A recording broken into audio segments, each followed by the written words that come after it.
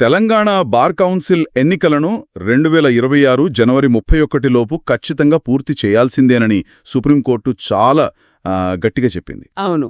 గడువు పొడిగించాలన్న వినతులను కూడా పక్కన పెట్టేసింది. ఈ వార్త చాలామంది న్యాయవాదుల మధ్య చర్చనీయాంశంగా ఉంది. అయితే ఈ బార్ కౌన్సిల్ అనేది కేవలం న్యాయవాదులకు సంబంధించిన అంతర్గత వ్యవహారమా, లేక సామాన్య ప్రజలైన మనకు, న్యాయ వ్యవస్థకు దీంతో లోతైన సంబంధం ఉందా? ఈరోజు మన దగ్గరున్న సోర్సెస్ ఆధారంగా ఈ వ్యవస్థ లోతుపాత్రను పరిశీలిద్దాం. ఖచ్చితంగా. ఇది కేవలం ఒక ఎన్నికల వార్తగా చూస్తే అసలు విషయం అర్థం కాదు. ఇది న్యాయవాదుల వృత్తిని, వారి ప్రవర్తనను, చివరికి ప్రజల హక్కులను కూడా ప్రభావితం చేసే ఒక కీలకమైన, చట్టబద్ధమైన సంస్థ. అవును. మన ముందున్న సమాచారం ప్రకారం ఈ సంస్థ నిర్మాణమేమిటి, దాని అధికారాలేమిటి, మరియు ముఖ్యంగా ఇన్నేళ్లుగా వాయిదా పడుతున్న ఈ ఎన్నికలు ఇప్పుడు సుప్రీంకోర్టు జోక్యంతో ఎందుకు జరగబోతున్నాయో విశ్లేషిద్దాం. సహే, అసలు విషయంలోకొస్తే చాలామంది బార్ కౌన్సిల్ అంటే న్యాయవాదులందరూ కలిసి ఏర్పాటు చేసుకున్న ఒక పెద్ద సంఘం లేదా అసోసియేషన్ అనుకుంటారు. అదే అనుకుంటారు. కానీ ఇది అంతకంటే చాలా ఎక్కువ అనిపిస్తోంది. దీనికి చట్టబద్ధత ఎలా వచ్చింది? అవును, ఇది చాలా ముఖ్యమైన తేడా. ఇది ఏదో ప్రైవేట్ సొసైటీ కాదు. దీనికి పునాది పార్లమెంట్ చేసిన అడ్వొకేట్స్ యాక్ట్ 1961 అనే చట్టం. 1961 యాక్ట్. అవును. ఈ చట్టం ద్వారా ఏర్పడిన ఒక చట్టబద్ధమైన సంస్థ, అంటే ఒక స్టాట్యూటరీ బాడీ. 1961కి ముందు దేశంలో న్యాయవాదులను నియంత్రించడానికి ఒక ఏకీకృత వ్యవస్థ లేదు. అంటే వేరువేరుగా ఉండేవన్నమాట. అంతే, వివిధ హైకోర్టుల నియమాలుండేవి. అడ్వొకేట్స్ యాక్ట్ రాకతో దేశవ్యాప్తంగా ఒకే వృత్తిపరమైన ప్రమాణాలను, ఒకే నియంత్రణ వ్యవస్థను, అంటే రాష్ట్రాల వారీగా బార్ కౌన్సిళ్లను ఏర్పాటు చేశారు. ఇది న్యాయవాద వృత్తిని ఏకీకృతం చేసిన ఒక చారిత్రక చట్టమలమాట. అంటే దేశవ్యాప్తంగా న్యాయవాదులందరినీ ఒకే గొడుగు కిందకు తెచ్చిన చట్టమనమాట. మరి ఈ కౌన్సిల్ నిర్మాణం ఎలా ఉంటుంది? ఎవరు దీనికి నాయకత్వం వహిస్తారు? ప్రతి రాష్ట్ర బార్ కౌన్సిల్లోనూ, తెలంగాణలో కూడా మొత్తం 25 మంది ఎన్నికైన సభ్యులు ఉంటారు. ఓకే, 25 మందా? అవును. వీరంతా రాష్ట్రంలోని అర్హులైన న్యాయవాదుల చేత ఓటింగ్ ద్వారా ఎన్నుకోబడినవారే. వీరితో పాటు రాష్ట్ర అడ్వకేట్ జనరల్ పదవీరీత్యా, అంటే ఎక్స్ అఫీషియో సభ్యుడుగా కొనసాగుతారు. అంటే ఆయనకి ఓటింగ్ ఉండదు. ఆ ఎన్నికైన 25 మంది సభ్యులు తమలో ఒకరిని చైర్మన్గా, మరొకరిని వైస్ చైర్మన్గా ఎన్నుకుంటారు. ఈ పాలకవర్గం యొక్క పదవీకాలం 5 సంవత్సరాలు. స్పష్టంగా ఉంది.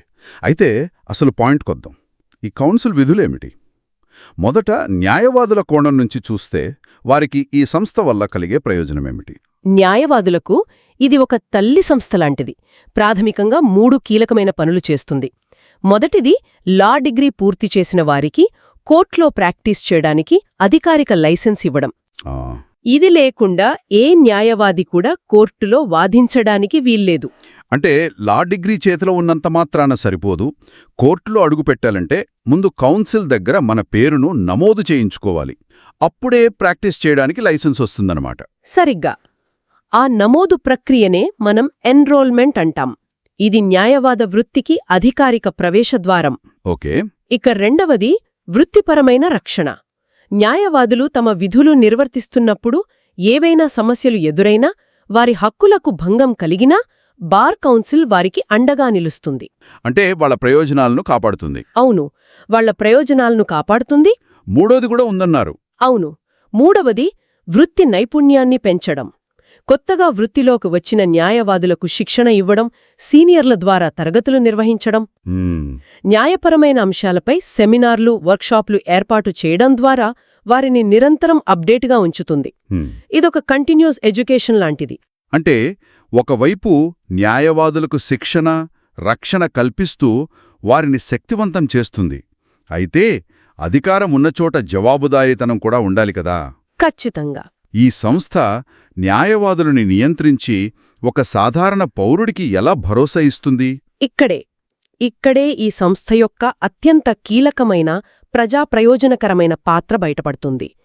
ఎవరైనా న్యాయవాది తమ క్లయింట్ను మోసం చేసినా, ఫీజు తీసుకుని కేసు సరిగ్గా వాదించకపోయినా, నిర్లక్ష్యంగా వ్యవహరించినా, లేదా వృత్తి ధర్మానికి విరుద్ధంగా ప్రవర్తించినా బాధితులైన సామాన్య ప్రజలు నేరుగా బార్ కౌన్సిల్కు ఫిర్యాదు చేయవచ్చు. అంటే ఒకవేళ ఎవరైనా ఫీజు కట్టించుకుని కోర్టుకు రాకుండా ఫోన్ ఎత్తకుండా తప్పించుకు తిరుగుతున్న లాయర్ వల్ల ఇబ్బంది పడుతుంటే వాళ్ళు పోలీసుల దగ్గరికి కాకుండా ముందు ఈ కౌన్సిల్ తలుపు తట్టాలన్నమాట. ఖచ్చితంగా. ఆ ఫిర్యాదుపై విచారణ జరపడానికి కౌన్సిల్లో ఒక ప్రత్యేక క్రమశిక్షణా కమిటీ ఉంటుంది. డిసిప్లినరీ కమిటీ అంటారు. ఓకే. ఇది ఒక సెమీ జ్యుడిషియల్ బాడీలా పనిచేస్తుంది. ఇరుపక్షాల వాదనలు వింటుంది. విచారణలో న్యాయవాది తప్పు చేసినట్లు రుజువైతే వారిని మందలించడం దగ్గర్నుంచి వారి ప్రాక్టీస్ను తాత్కాలికంగా సస్పెండ్ చేయడం, ఆహా, తీవ్రమైన కేసులలో లైసెన్స్ను శాశ్వతంగా రద్దు చేసే అధికారం కూడా ఈ కౌన్సిల్కుంది. లైసెన్స్ రద్దు చేయడమనేది చాలా పెద్ద చర్య. నిజంగా అంత కఠినమైన నిర్ణయాలు తీసుకున్న సందర్భాలు ఉన్నాయా, లేక ఇది కేవలం చట్టం పుస్తకాలకే పరిమితమా? ఉన్నాయి. దేశవ్యాప్తంగా అలాంటి సందర్భాలు చాలా ఉన్నాయి. అయితే ఇక్కడే ఒక సంక్లిష్టమైన అంశముంది. ఏమిటది? ఈ క్రమశిక్షణ కమిటీలో ఉండేది కూడా తోటి న్యాయవాదులే. ఓ, కాబట్టి న్యాయవాదులే తోటి న్యాయవాదుల తప్పులను విచారిస్తారన్నమాట.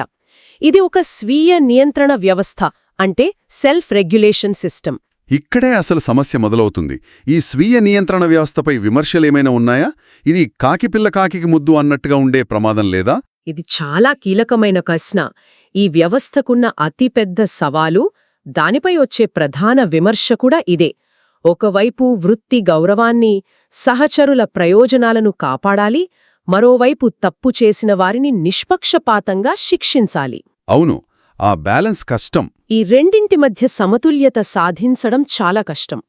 కొన్ని కేసుల్లో కౌన్సిల్ చాలా కఠినంగా వ్యవహరించిందన్న రికార్డుంది, కాని కొన్నిసార్లు స్పందన నెమ్మలిగా ఉందన్న విమర్శలు కూడా ఉన్నాయి. ఈ సమతుల్యతను సాధించడమే ఎన్నికైన కొత్త కమిటీకి అసలైన పరీక్ష. ఇది కాకుండా సామాన్యులకు ఈ కౌన్సిల్ వల్ల ఇంకేమైనా ప్రయోజనాలున్నాయా? ఉన్నాయి. మరొక ముఖ్యమైన విధి నకిలీ న్యాయవాదులను ఏరివేయడం.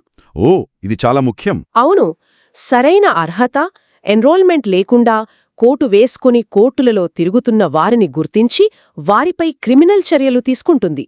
దీనివల్ల ప్రజలకు నాణ్యమైన, అర్హత కలిగిన న్యాయసేవలు అందేలా చూస్తుంది. సరే. అంతేకాదు, ఆర్థికంగా వెనుకబడిన పేదలకు ఉచిత న్యాయ సహాయం అందించడంలో లీగల్ సర్వీసెస్ అథారిటీతో కలిసి బార్ కౌన్సిల్ పనిచేస్తోంది.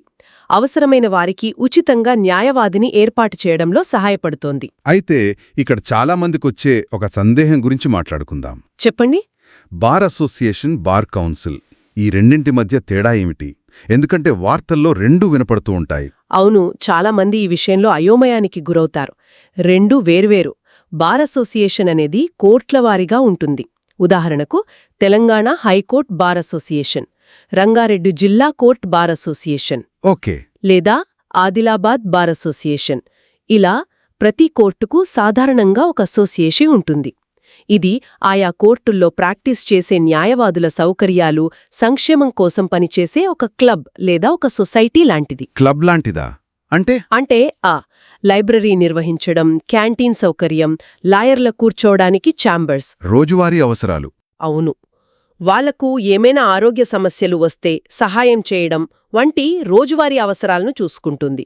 దీనికి క్రమశిక్షణా చర్యలు తీసుకునే అధికారాలు కానీ, లైసెన్స్ ఇచ్చే అధికారం కానీ ఉండవు. అయితే ఇక్కడే నాకొక సందేహం వస్తోంది. అసోసియేషన్ కేవలం ఒక క్లబ్ లాంటిదైతే కొన్నిసార్లు కోర్టులను బహిష్కరించమని రాష్ట్రవ్యాప్త నిరసనలకు పిలుపునిచ్చేది ఈ అసోసియేషన్లే కదా? నిజమే. అధికారికంగా నియంత్రణ సంస్థ కాకపోయినా వాటికి అంత పలుకుబడి ఎలా వస్తుంది? మంచి పాయింట్. బార్ అసోసియేషన్లకు చట్టబద్ధమైన నియంత్రణ అధికారాలు లేకపోయినా అవి న్యాయవాదుల సమూహ శక్తికి ప్రతీకలు. ఒక స్పెసిఫిక్ కోర్టులో పనిచేసే న్యాయవాదులందరినీ ఏకం చేసే శక్తి వాటికుంది.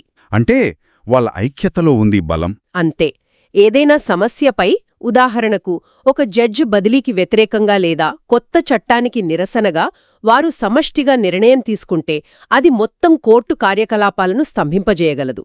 ఆ పలుకుబడి వారి ఐక్యత నుంచి వస్తుంది, చట్టమిచ్చిన అధికారం నుంచి కాదు. ఓకే, ఇప్పుడు స్పష్టమైంది. అసోసియేషన్ అనేది స్థానికమైనది, వారి ఐక్యతకు సంబంధించింది. మరి బార్ కౌన్సిల్? బార్ కౌన్సిల్ అనేది రాష్ట్రం మొత్తానికి ఒక్కటే ఉంటుంది. తెలంగాణ రాష్ట్ర బార్ కౌన్సిల్ అంటే రాష్ట్రంలోని అన్ని కోర్టులలో. ప్రతి కోర్టులోనా? అవును. అది హైకోర్టైనా, మారుమూల గ్రామంలోని మున్సిఫ్ కోర్టైనా ప్రాక్టీస్ చేసే న్యాయవాదులందరికీ ఇదే వర్తిస్తుంది. ఇది లైసెన్స్ ఇచ్చే, క్రమశిక్షణ చర్యలు తీసుకునే, వృత్తి ప్రమాణాలను నిర్దేశించే ఒక అధికారిక అథారిటీ. సింపుల్గా చెప్పాలంటే అసోసియేషన్ ఒక సంక్షేమ సంఘం. కౌన్సిల్ ఒక నియంత్రణ సంస్థ. చాలా స్పష్టంగా ఉంది. ఇప్పుడు మనం అసలు వార్త దగ్గరకొద్దాం. ఈ ఎన్నికలు 5 ఏళ్లకోసారి జరగాల్సిన ఎన్నికలు ఇంత ఆలస్యం అవడానికి కారణమేమిటి? సుప్రీంకోర్టు ఎందుకు ఇంత కఠినంగా జోక్యం చేసుకోవాల్సొచ్చింది? ఇది కేవలం తెలంగాణ సమస్య కాదు, దేశంలోని చాలా రాష్ట్రాల్లో ఇదే పరిస్థితి. దీని వెనుక ప్రధాన కారణం బార్ కౌన్సిల్ ఆఫ్ ఇండియా 2015లో తీసుకొచ్చిన certificate and place of practice verification rules. Verification rules? అవును.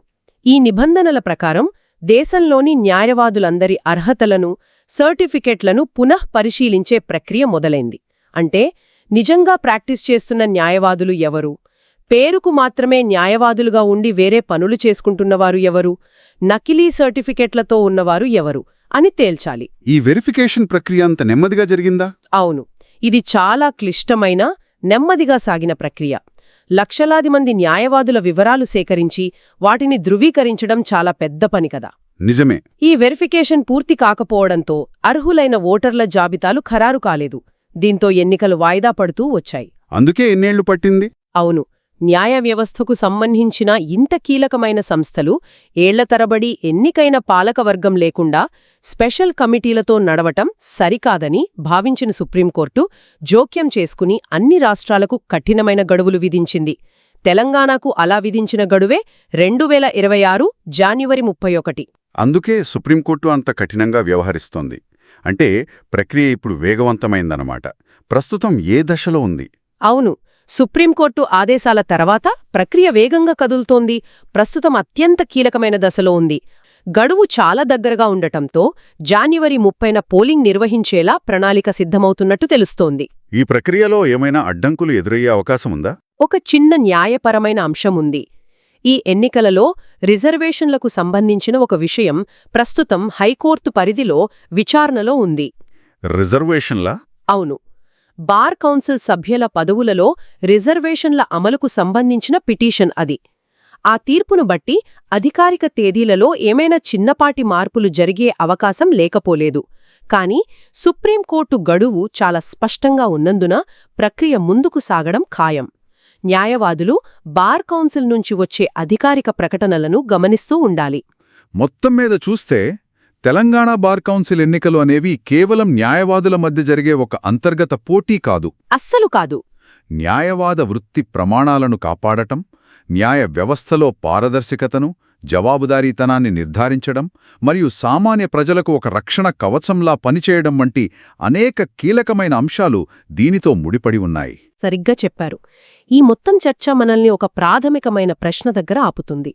డాక్టర్లు, చార్టర్డ్ అకౌంటెంట్లు, అలాగే న్యాయవాదులు, ఇలాంటి వృత్తులలో స్వీయ నియంత్రణ అంటే సెల్ఫ్ రెగ్యులేషన్ అనే భావన చాలా కీలకం. అవును.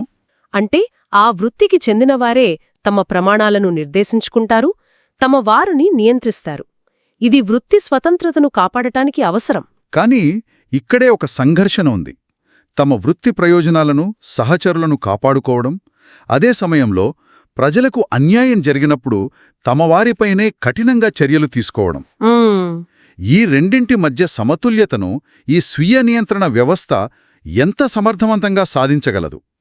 ఎన్నికైన కొత్త కౌన్సిల్ ముందు ఇదే అతిపెద్ద సవాలుగా నిలుస్తుంది. అవును. ఈ చర్చ నుంచి మనం ఆలోచించాల్సిన విషయం కూడా అదే. స్వీయ నియంత్రణ అనేది ఒక ఆదర్శం, కానీ ఆచరణలో దాని విజయం ఆ వ్యవస్థను నడిపే వ్యక్తుల నైతిక బలం, నిష్పక్షపాత వైఖరి మీద ఆధారపడి ఉంటుంది. నిజమే. న్యాయ వ్యవస్థపై ప్రజల నమ్మకాన్ని నిలబెట్టడంలో ఈ సమతుల్యత ఎంతవరకు విజయవంతమవుతుందనేది కాలమే నిర్ణయించాలి.